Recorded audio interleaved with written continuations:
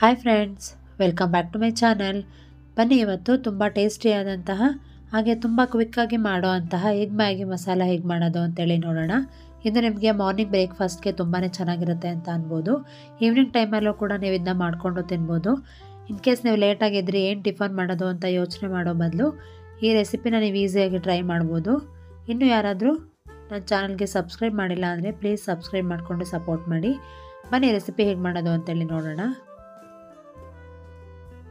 First ನಾನಿಲ್ಲಿ Maggi ಮಾಡ್ಕೊಳ್ಳೋಣ ಅಂಥೇಳಿ ಒಂದು ಚಿಕ್ಕ ಬಾಣಲಿನ ತೊಗೊಂಡಿದ್ದೀನಿ.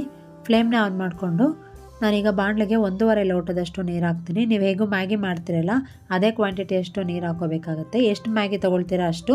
ನಾನಿಲ್ಲಿ 2 ಮ್ಯಾಗಿ ತೊಗೊಳ್ತಾ ಇದ್ದೀನಿ. ನೀವು ಯಾವುದಾದ್ರೂ ಫ್ಲೇವರ್ ಮ್ಯಾಗಿ ತೊಗೋಬೋದು ಇಲ್ಲಿ.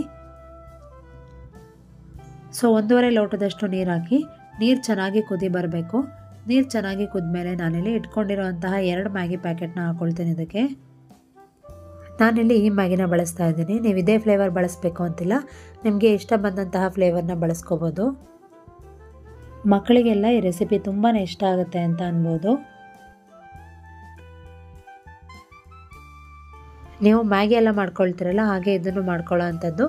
ಇದು 70% ಚೆನ್ನಾಗಿ ಕುಕ್ ಆದಮೇಲೆ ನಾವು ಮ್ಯಾಗಿ ಮಸಾಲ ಪೌಡರ್ ಇದೆಯಲ್ಲ ಅದನ್ನು ಹಾಕ್ಕೊಂಡು ಚೆನ್ನಾಗಿ ಮಿಕ್ಸ್ ಮಾಡಿಕೊಂಡು ಸೇಮ್ ಮ್ಯಾಗಿ ಮಾಡ್ಕೊಳ್ತೀವಲ್ಲ ಹಾಗೆ ರೆಡಿ ಮಾಡ್ಕೋಬೇಕು. ನೋಡಿದ್ರಲ್ಲ ನೀರು ಆಗಲೇ ಎಷ್ಟಿತ್ತು ಅಂತೇಳಿ.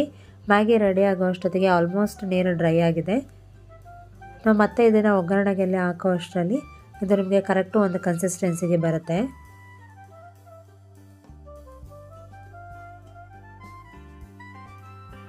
ಸೊ ಈಗ ಮ್ಯಾಗಿ ರೆಡಿ ಆಯಿತು. ನಾನೀಗ ಇನ್ನೊಂದು ಕಡಾಯಿನ ತೊಗೊಳ್ತೀನಿ. ಸೊ ಇನ್ನೊಂದು ಬಾಣಲೆನ ತೊಗೊಂಡು ಬಾಣಲೆ ಚೆನ್ನಾಗಿ ಬಿಸಿ ಆಗಬೇಕು. ಬಾಣಲೆ ಚೆನ್ನಾಗಿ ಬಿಸಿಯಾಗಿದ್ದ ಕೂಡಲೇ ಇದಕ್ಕೆ ನಾನು 2-3 ಟೇಬಲ್ ಸ್ಪೂನ್ ಅಷ್ಟು ಎಣ್ಣೆನ ಹಾಕ್ಕೊಳ್ತೀನಿ. ಹೀಗೆ ಕಡಾಯಿ ಚೆನ್ನಾಗಿ ಬಿಸಿಯಾಗಿದ್ದ ಕೂಡಲೇ ನಾನಿಲ್ಲಿ ಒಂದು ಮೀಡಿಯಮ್ ಸೈಜ್ ಈರುಳ್ಳಿನ ಈಗ ಸಣ್ಣದಾಗಿ ಕಟ್ ಮಾಡಿ ಇಟ್ಕೊಂಡಿದ್ದೀನಿ. ಅದನ್ನು ಈಗ ಬಾಣಲೆಗೆ ಹಾಕ್ಕೊಳ್ಳೋಣ. ಹಾಗೆ ನಾನಿಲ್ಲಿ 3 ಹಸಿರು ಮೆಣಸಿನ್ಕಾಯಿನ ಹೀಗೆ ಉದ್ದಕ್ಕೆ ಸೀಳಿ ಇಟ್ಕೊಂಡಿದ್ದೀನಿ. ಇದನ್ನು ಹಾಕ್ಕೊಂಡು ಚೆನ್ನಾಗಿ ಮಿಕ್ಸ್ ಮಾಡ್ಕೋಬೇಕು. ಅಂದರೆ ಚೆನ್ನಾಗಿ ಎಣ್ಣೆಯಲ್ಲಿ ಫ್ರೈ ಮಾಡ್ಕೋಬೇಕು. ಈರುಳ್ಳಿ ಟ್ರಾನ್ಸ್ಪರೆಂಟ್ ಆಗಬೇಕು, ಅಲ್ಲಿವರೆಗೂ ಚೆನ್ನಾಗಿ ಫ್ರೈ ಮಾಡ್ಕೊಳ್ಳಿ.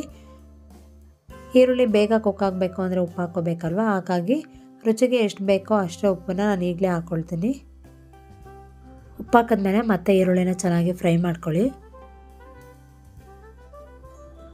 ಈರುಳ್ಳಿ ಹಸಿರು ಮೆಣಸಿನ್ಕಾಯಿ ಎಲ್ಲ ಚೆನ್ನಾಗಿ ಫ್ರೈ ಆಗಿದ್ದ ಕೂಡಲೇ ನಾನಿಲ್ಲಿ ಒಂದು ಮೀಡಿಯಮ್ ಸೈಜ್ ಟೊಮ್ಯಾಟೋನ ಸಣ್ಣದಾಗಿ ಕಟ್ ಮಾಡ್ಕೊಂಡಿದ್ದೀನಲ್ಲ ಅದನ್ನು ಹಾಕ್ಕೊಂಡು ಚೆನ್ನಾಗಿ ಫ್ರೈ ಮಾಡ್ಕೋಬೇಕು. ಟೊಮ್ಯಾಟೊ ಸ್ಮ್ಯಾಶ್ ಆಗಬೇಕು ಲೈಟಾಗಿ, ಅಲ್ಲಿವರೆಗೂ ಚೆನ್ನಾಗಿ ಫ್ರೈ ಮಾಡ್ಕೊಳ್ಳಿ.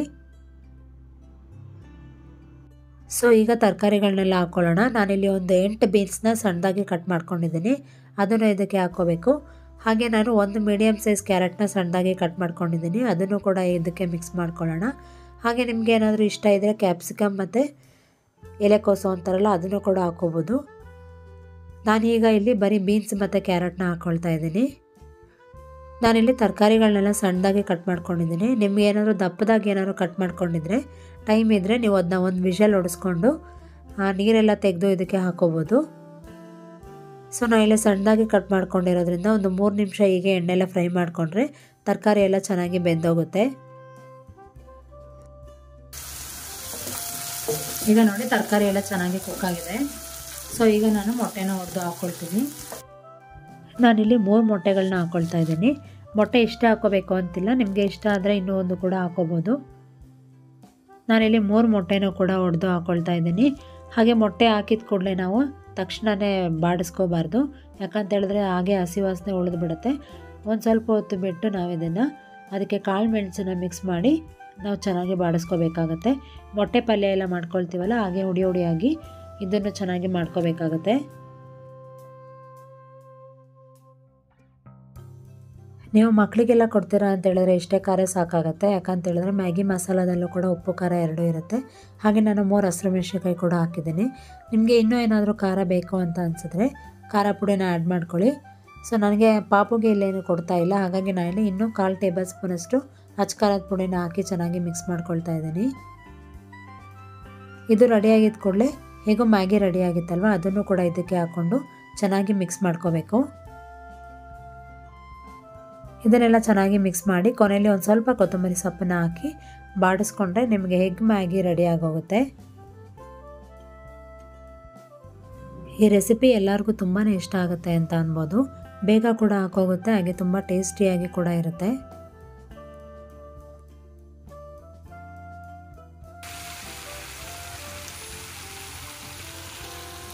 ನೀವು ಯಾವಾಗಲೂ ಒಂದೇ ಥರ ಮ್ಯಾಗಿ ತಿಂದಿರ್ತೀರ ಅಲ್ವಾ? ಸೊ ಈ ರೀತಿ ಮೊಟ್ಟೆ ಎಲ್ಲ ಹಾಕಿ ತರಕಾರಿ ಎಲ್ಲ ಹಾಕಿ ಮಾಡಿದ್ದೀನಿ, ತುಂಬಾ ಚೆನ್ನಾಗಿರುತ್ತೆ. ನೋಡಿ, ಎಗ್ ಮ್ಯಾಗಿ ರೆಡಿಯಾಗಿದೆ. ನಿಮ್ಮೆಲ್ಲರಿಗೂ ಈ ರೆಸಿಪಿ ಇಷ್ಟ ಆಗಿದೆ ಅಂತ ಅಂದ್ಕೊಂಡಿದ್ದೀನಿ. ನೀವು ಕೂಡ ಈ ರೆಸಿಪಿನ ಒಂದ್ಸಲ ಟ್ರೈ ಮಾಡಿ, ಹೇಗೆ ಬಂತು ಅಂತೇಳಿ ನನಗೆ ಕಮೆಂಟ್ ಮಾಡಿ. ಹೀಗೆ ನನ್ನ ಚಾನಲ್ಗೆ ಸಪೋರ್ಟ್ ಮಾಡ್ತಾಯಿರಿ.